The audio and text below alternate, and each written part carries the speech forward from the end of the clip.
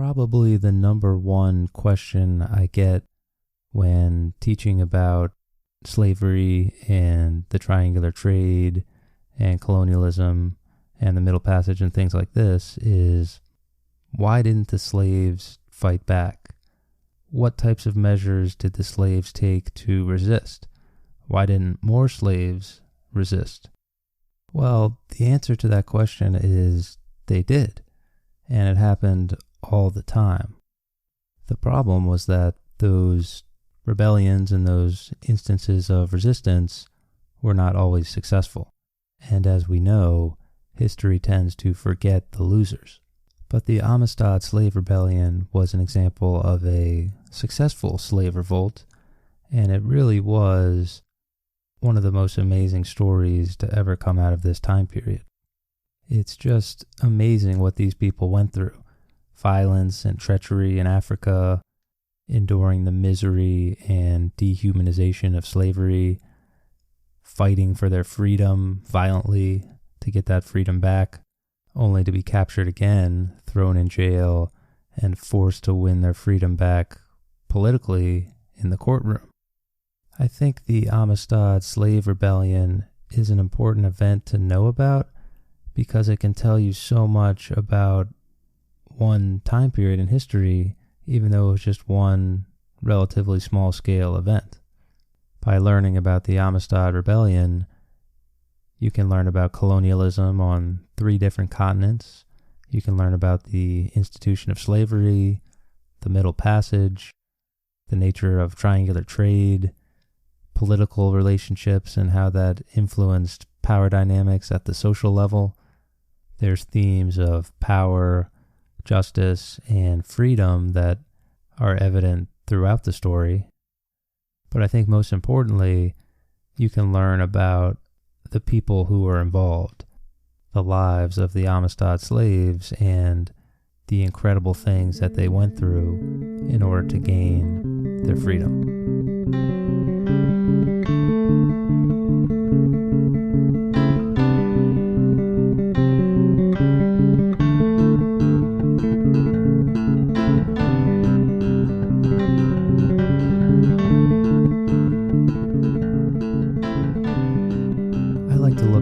Amistad Slave Rebellion as broken up into about 3 phases.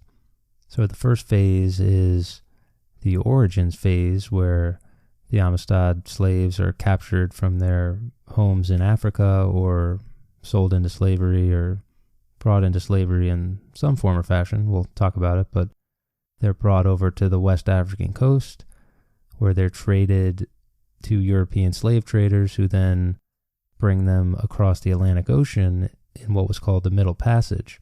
This horrific journey, which we'll talk about, would bring the Amistad slaves to Cuba, where the plan was for plantation owners to use them on sugar-producing plantations. So I would call that the first kind of phase of the story. The next phase would involve the slaves being put on the actual ship, the Amistad, and transferred over a short distance to a smaller sugar-producing area, and that, of course, is where the rebellion happens. And, of course, the rebellion and the African attempts to, once they take over the ship, they're trying to get back to West Africa. But instead, amazingly, they wind up in America. And kind of the details of the rebellion and how and why they end up off the coast of Long Island and finding themselves in jail in America once again, that kind of makes up phase 2 of the story. And then, of course, phase 3 is the American judicial system and these Amistad slaves trying to fight and convince the American public and really the American court system that they should have their freedom. So American court systems and really all of American public opinion, really all Americans at the time, because this was such a huge issue, were now wrestling with this question of, is it right for a slave to overthrow his master? And so that judicial fight and the answer to that question dominates part 3 of the story. So again, the first part is kind of the origins and the Middle Passage, the second part being the rebellion, and then the last part being the fight for freedom from a judicial and political perspective in America. This particular episode will focus more on the origins as far as who were these people, what types of lives did they lead before they became slaves, and then how did they become slaves in the first place. The Amistad slaves came from a region called Sierra Leone in West Africa. Now, one of the common mistakes that people make when talking about Africa, and in particular people who live in Africa, is they'll refer to all of them as Africans without necessarily making the distinction between all of the different ethnicities and languages and cultural groups that exist inside of Africa, particularly in this area of West Africa. Keep in mind that Africa is a huge landmass, and even one small area of Africa, West Africa, is a huge landmass, and people from one side of West Africa might be completely different culturally and ethnically than someone from the other side of West Africa.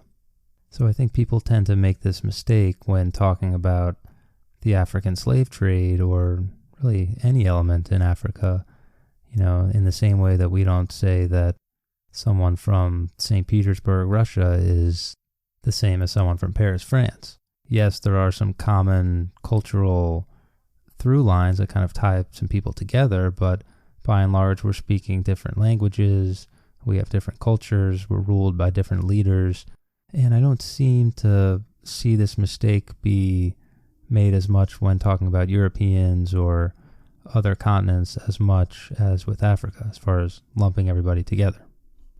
Historian Marcus Rediker is someone who makes this distinction, and he describes the Amistad slaves before they were slaves. Quote, "The Amistad Africans were multi-ethnic, or motley.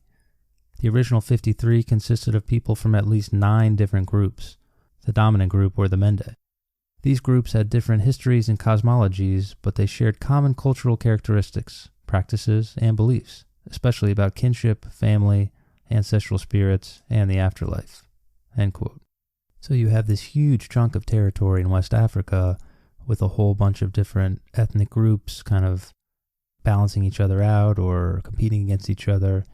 And some people called it Mende country because Mende was the largest ethnic group in the region.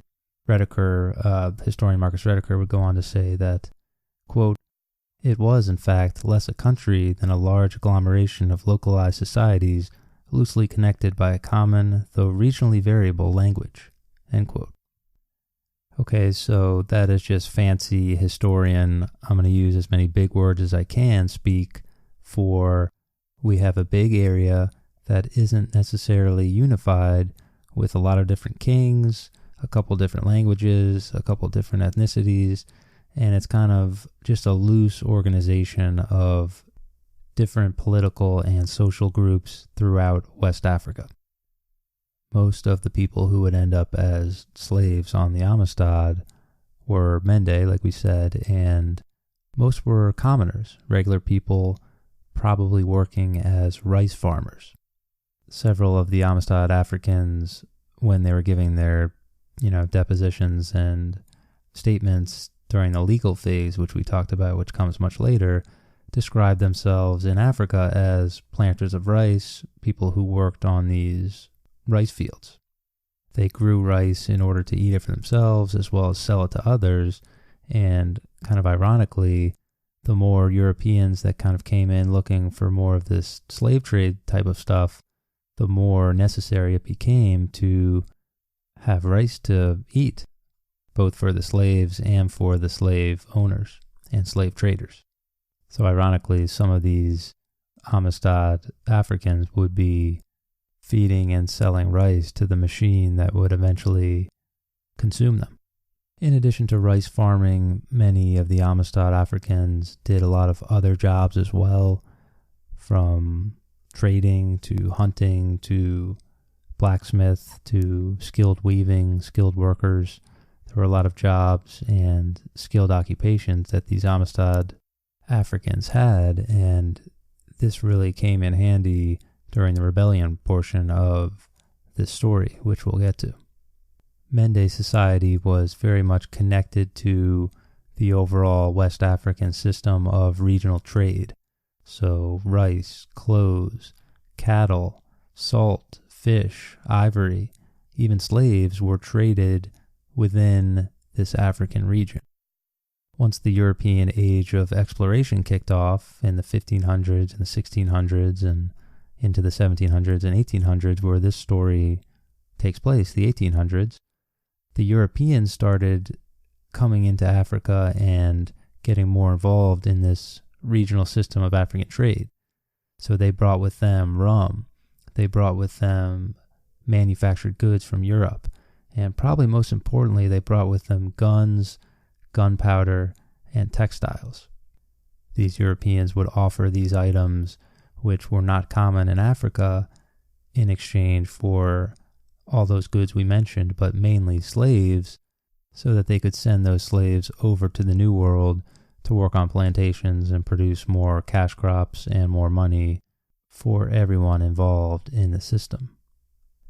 This system will be known as the triangular trade, with manufactured goods and guns going to Africa, slaves going from Africa across the ocean to the New World, where they would produce cash crops and other food items and other goods and send them back to Europe, and then Europe produces those manufactured goods and guns and sends them back to Africa, and the cycle continues. So this entire economic system that had built up during the 1600s and 1700s was built on the backbone, literally, in the labor of slaves. The Mende people and the Amistad Africans were plugged into this regional and international system of trade, and they really lived in a sophisticated society, even though many Europeans didn't see it this way, because a lot of times they didn't want to travel too far inland because A, it was seen as dangerous, B, you could get hit with diseases, and C, it was just tough to travel in this region. The Amistad Africans lived in a sophisticated society, and most importantly, they lived in a society that they liked. Much later on in the story, one of the Amistad slaves named Fully was asked what he might do after he gained his freedom. Are you going to stay in the United States and make a go of it here, or are you going to go back to Africa? And he said this through a translator, quote, "If America people would give him his hat full of gold and plenty of houses and lands to stay in this country, he would not. For gold was not like his father, nor his mother, nor his sister, nor his brother." End quote. This place was home to the Amistad Africans. This is where their families were. This is where their culture was. This is where their history was. And they just wanted to go back and be part of it. And honestly, who can blame them after what they went through? In addition to their work lives and the relationship with the regional and international trade that was going on, the Mende people were a patriarchal society.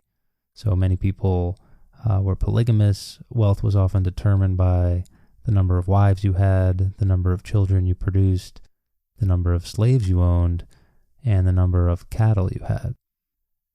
There were varying religious beliefs among different peoples in this West African region, but many did believe in witchcraft and kind of the evils of it, much like in other areas of Africa that we've actually discussed on this podcast. We did a show on the Kosa cattle killings, but anyway, in order to combat this, there was something called Poro Society. So if you were a man, you could join into this.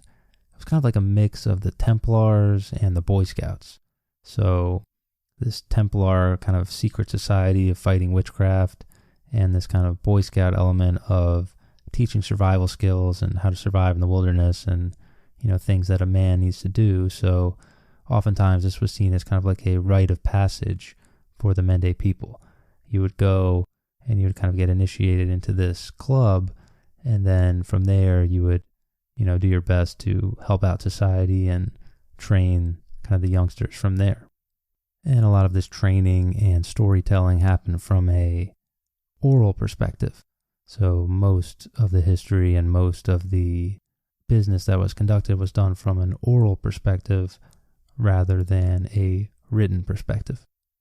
One of the other foundations of society for people in this area was slavery. And this is a little bit of a less understood element of this whole story, is that in this area of West Africa, inside of, the Mende people and the different ethnicities and the regional area, you could become a slave really at any moment. And whether or not someone became a slave was a very complex web, sort of an interplay of European kings and queens, different merchants, traders, politicians from a variety of countries, African kings, African political leaders, and local decisions made by people, close to you. All of these things could contribute to you one day finding yourself a slave. You could become a slave as a punishment for crimes. You could be captured in warfare. You could become a slave and be sold as a way to pay for a debt. You could be captured in slave raids by African leaders. And you could also just simply be kidnapped. So there really were a variety of ways that people could become slaves.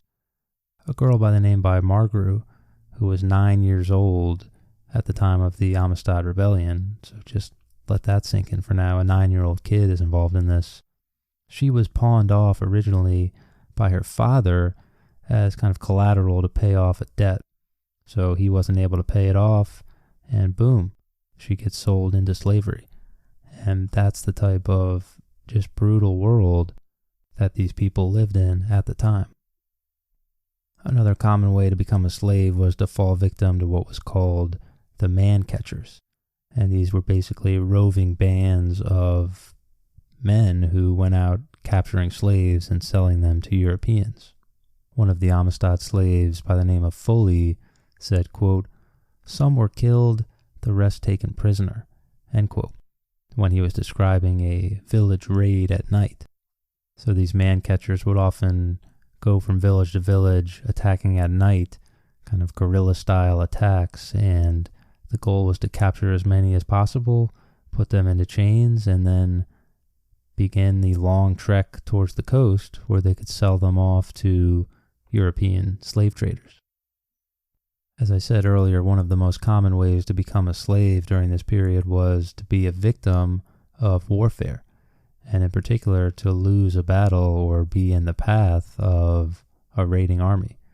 So again, historian Marcus Rediker says, quote, "Chronic bloody warfare racked the homelands of Amistad Africans during the 1830s and left them experienced in the ways of violence as both agents and victims," end quote.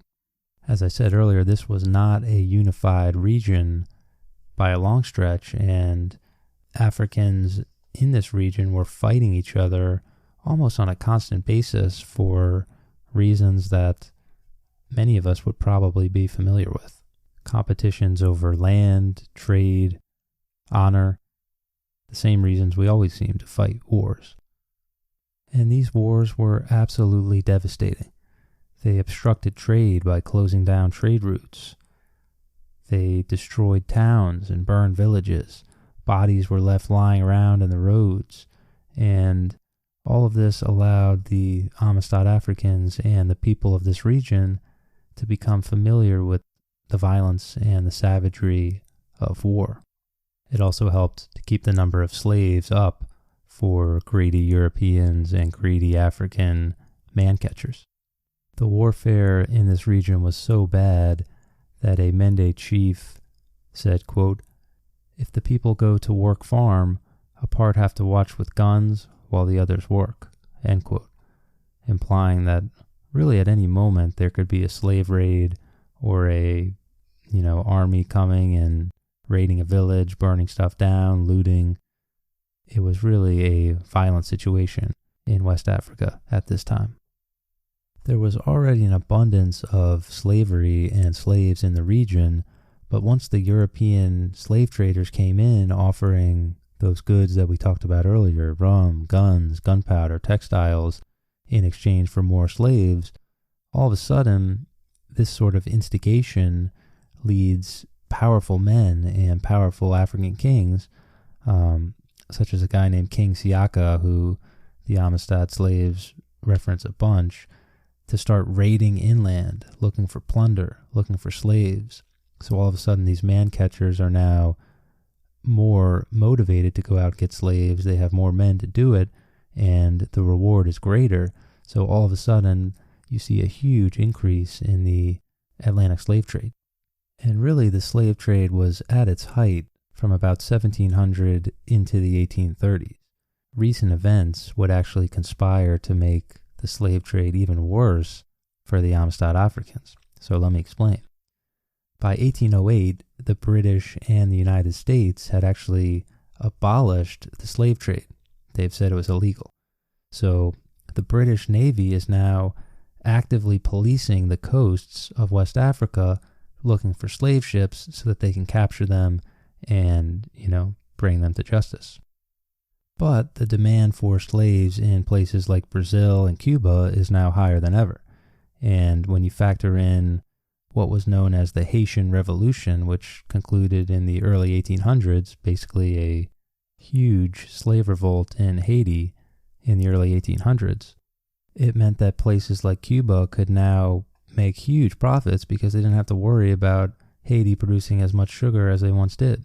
So the demand for slaves was still absolutely there. And because it was risky to send multiple ships, because one or more might get captured by the British patrol vessels, we start seeing a general trend towards packing as many slaves onto these slave ships as possible, really all at once, rather than getting kind of a few out at a time along the coast, which leads to some truly horrifying conditions for the slaves that we'll get into. Regardless of how the slaves became slaves, the Amistad slaves were sent on a long journey towards the west coast. Now, this could take days, this could take weeks, this could take months. Most of the time they were chained together with chains around their legs and necks, and this was just a horrifying journey just to get to the coast, where the worst part of their journey would begin. Once the slaves arrived on the coast, they were inspected by the European slave traders before they would be sold. So in order to make money from the slaves, you had to, bring them in relatively good condition so that you could get a profit out of it. I'm going to quote a segment from Marcus Rediker's book, The Amistad Rebellion, where he talks about this inspection process. And it's going to mention some names of some of the Amistad slaves like Berna and Margru. So those are what those names mean if you don't recognize them. Quote, "All were closely inspected from head to foot. No part was spared. The soundness of limbs for would-be plantation workers was crucial. So arms and legs were squeezed, tugged, flexed, and rotated. Every joint was made to crack. Hips, armpits, and groins were also examined. Buyers looked carefully into each person's mouth. Missing teeth would mean a reduced payment to the seller. Likewise with eyesight. A squint or a cast in the eye, such as Berna had, decreased the purchase price. Buyers even demanded that the captives speak in order to evaluate voice. They scrutinized every finger and toe, knowing that the struggle against enslavement included self-mutilation.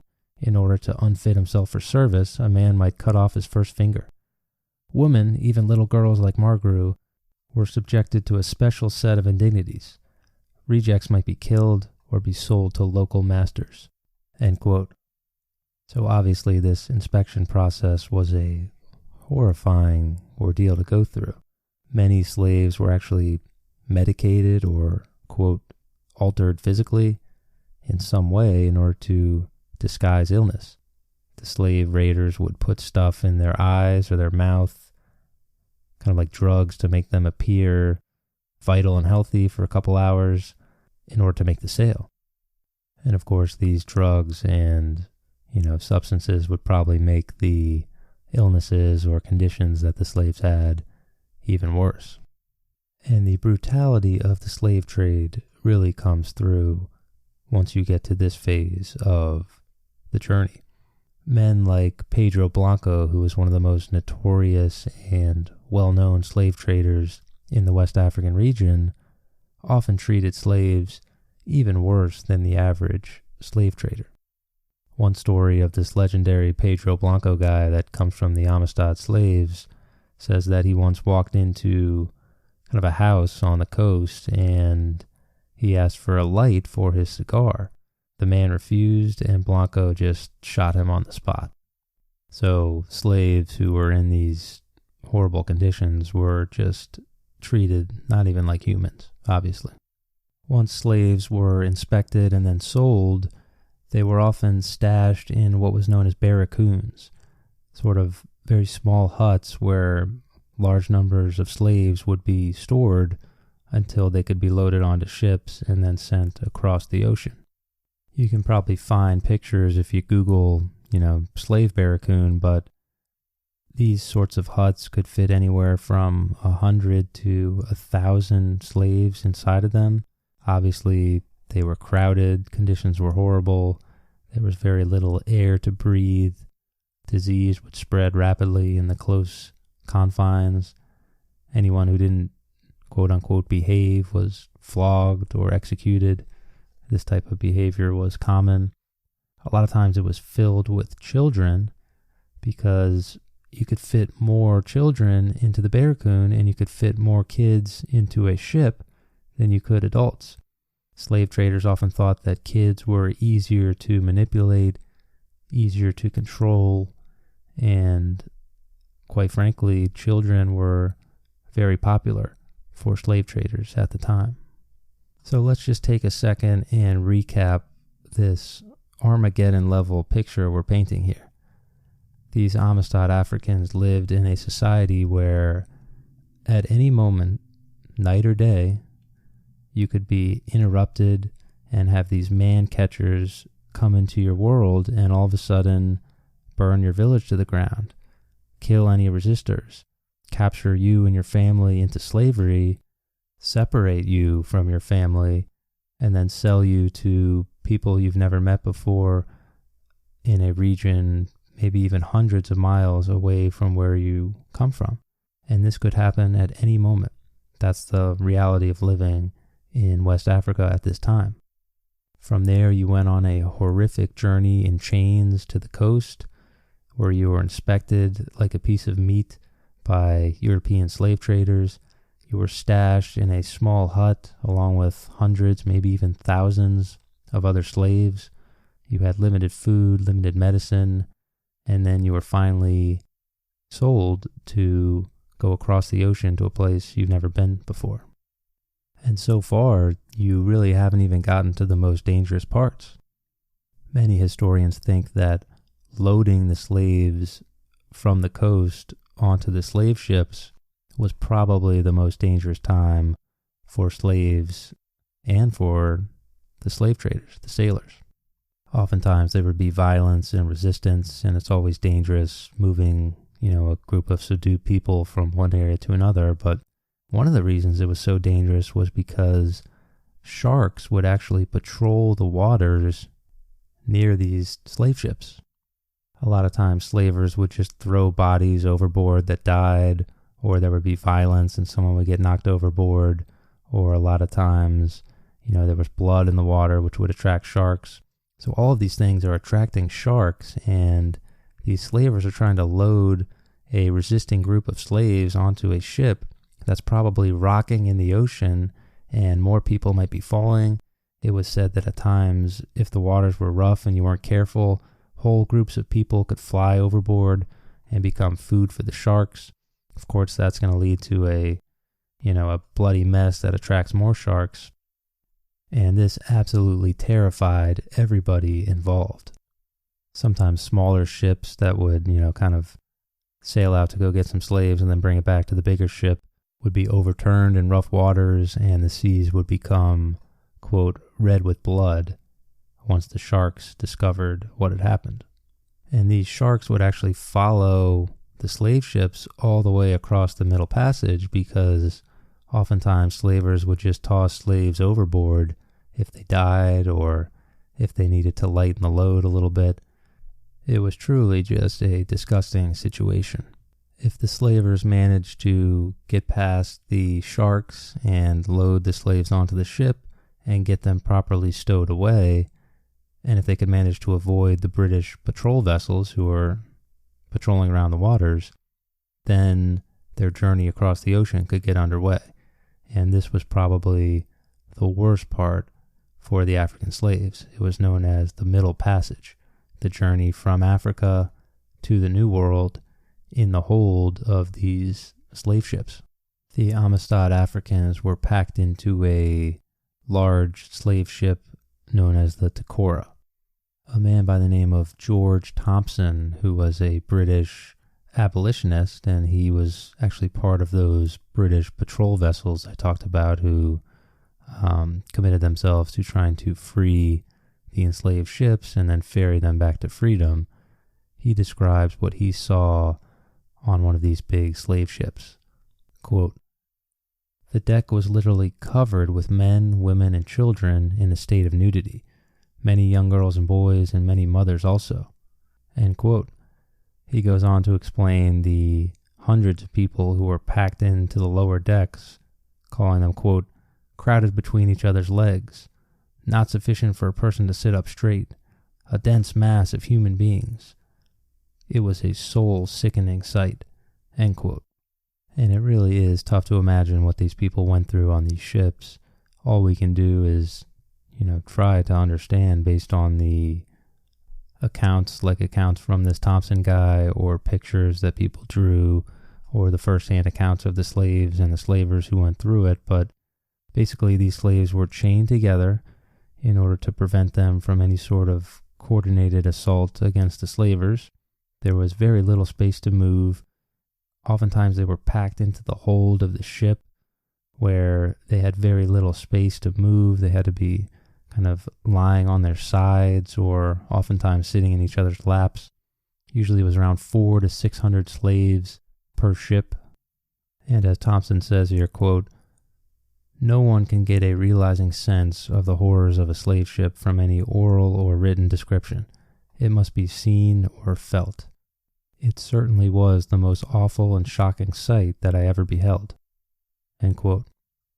The evidence for the just horrible treatment and conditions for the slaves aboard the ship is pretty solid. You can look at the Regulated Slave Trade Act of 1788. This was something that the British Parliament drew up, where they very explicitly detail what is and what isn't allowed as far as how many slaves can you pack onto a ship. The conclusion is that they're going to allow a total of 454 slaves per ship. So you were allowed to have about 6 feet by 16 inches for each man, 5 feet 10 inches by 16 inches for each woman, and 5 feet by 12 inches for each child. So I'll spare you the measurements there, but from shoulder to shoulder, I think the average man is a little bit wider than 16 inches. So this is why a lot of people had to lie on their sides or sit in each other's lap, because they just didn't fit. And this Regulated Slave Trade Act actually has diagrams where you can see the method that they used to get all these slaves in the ship. A lot of times they had to lie them side by side and kind of almost, put them into slots, almost like shelves. You can read accounts from slaves, slave ship captains, slave ship doctors, and they all basically say something very similar. Here's a slave ship captain by the name of Thomas Phillips, who transported slaves from Africa to Barbados. He says, quote, "What the smallpox spared, the flux swept off, to our great regret." End quote. So he's talking about the disease that happens when, so many people are packed in so close together. They probably don't have space to go to the bathroom in a sanitary fashion, so they're kind of just lying there, and disease is spreading, filth is spreading. And of course, the slave ship captain is upset because he's now losing money for each slave that dies. Here's a slave ship doctor by the name of Alexander Falconbridge, who wrote an account of the slave trade on the coast of Africa in 1788. He says, quote, "The hardships and inconveniences suffered by the Negroes during the passage are hard to describe. The exclusion of fresh air is among the least tolerable. The floor of their rooms was so covered with blood and mucus because of the flux that it resembled a slaughterhouse. It is not in the power of the human imagination to picture to itself a situation more dreadful or disgusting, end quote. So you have this picture of slaves being packed in with very little room. About 20% of all total slaves would die from these horrible conditions, whether it be from disease or whippings, beatings, getting tossed overboard, dying of hunger or thirst. If you actually made it across the ocean, you were obviously scarred by the experience, and even from a physical perspective, many were never able to stand normally again. So, a lot of times they only had 2 feet, 3 feet, 4 feet of space in the hold, and this kind of forever destroyed their posture. As I said earlier, slaves were routinely tossed overboard in order to, quote-unquote, lighten the load anytime a slaver was pursued by a British police vessel. The idea was that the police vessel would probably stop to save the slaves and then stop pursuing them. That was kind of the goal. But also, it made the ship a little bit faster if they were a little bit lighter. And once they got to the Caribbean or the Americas or wherever they were going, the slavers would often have to give the slaves weeks to recover. Not just days, but weeks to recover their strength and recover, their vitality. Over the course of the colonial period, roughly, the 1500s through the early 1800s, it's estimated about 12.5 million slaves went on the same journey that the Amistad slaves went on, that Middle Passage. And about 20% again would die. So close to 2 million people would die in conditions that I wouldn't want anybody to endure, not even my worst enemy. The Amistad slaves had survived. They made it through slavery in Africa, the journey to the coast, the horrible situations, trying to get loaded onto the ships, the terrible nightmare of the Middle Passage. They endured being separated from their friends and family, watching their friends die in front of them. And you really can't underestimate the bonds that these people made with each other going through these horrible conditions together. So a lot of them didn't have families with them, and they had no one else to lean on.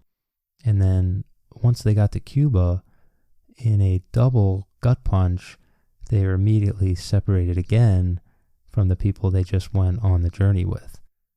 So not everyone would be separated, but a good chunk would go to different plantations or different slave auctions. And it's just sad to think about these people being separated again from anybody that they have a human connection with.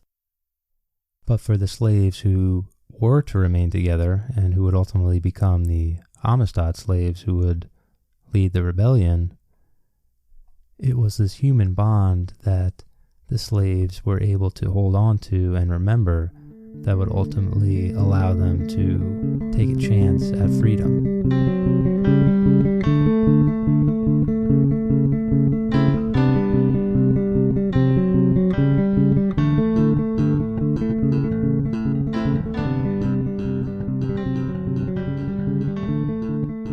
Okay, so a bit of a depressing episode there, I'm sure, but again, I think it's an important story to be told. So like I talked about earlier in the episode, I think it gives insight, the Amistad Slave Rebellion, the whole story when kind of taken together gives insight into a lot of different things during the colonial time period. And I think this is a time period that's getting, at least it seems to me, it's talked about more and more and maybe misunderstood more and more. So I think it's important to learn about that time period. So as always, thanks for listening. It has been really cool to hear from a lot of you guys who've been listening to the podcast and enjoying it. A lot of you have sent me emails or hit me up on Twitter with nice things to say, and we've kind of had conversations about, where you guys come from and, stuff about the podcast, which has been cool. It's always good to hear from you guys, so please keep that coming. If you have any comments or criticisms, that's great. As always, if you can leave a review on iTunes, that would be awesome. I know it's almost impossible to figure out how to use the app now that they screwed it up, but whatever. If you can't do that, that's fine too. Ultimately, this will probably be a 2 or a 3-part series. Not quite sure yet, but you'll get those probably closer to the end of December. And then I'll probably move on to a little bit of a lighter topic. I don't do that often though, so we'll see how that works out for me. But anyway, thanks for listening. That's it for me.